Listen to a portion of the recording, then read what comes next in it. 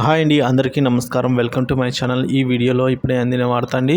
తీర్పు విడుదల. సుప్రీంకోర్టు సంచలన తీర్పు అండి. పూర్తి వివరాలను ఈ వీడియో ద్వారా తెలుసుకుందాము. వీడియోని ఇక్కడే కానీ స్కిప్ చేయకుండా చివరి దాకా చూసినట్లయితే ఇన్ఫర్మేషన్ పూర్తిగా అర్థమవుతుంది.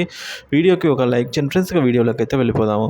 ఫ్రెండ్స్, విషయానికి వచ్చినట్లయితే నీట్ యూజీ 2024 మెడికల్ ఎంట్రన్స్ ఎగ్జామ్కు సంబంధించి పిటిషన్లను సుప్రీంకోర్టు ఈరోజు గురువారం అంటే ఈ రోజున విచారించిందండి. భారత ప్రధాన న్యాయమూర్తి డివై చంద్రచూడ్, బేబీ పార్థివాలా, మనోజ్ మిశ్రాలతో కూడిన ధర్మాసనం కేసును విచారిస్తోంది.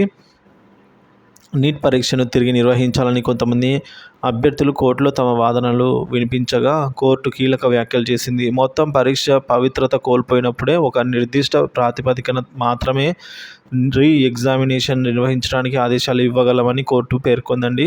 కాగా ఈ నీట్కు సంబంధించిన దేశవ్యాప్తంగా వివిధ కోర్టులలో దాఖలైన 40కి పైగా పిటిషన్లపై ఈరోజు సుప్రీంకోర్టు విచారించింది. 3 న్యాయమూర్తులతో కూడిన ధర్మాసనం విచారణను ఈ మేరకు సోమవారం వాయిదా వేసిందండి.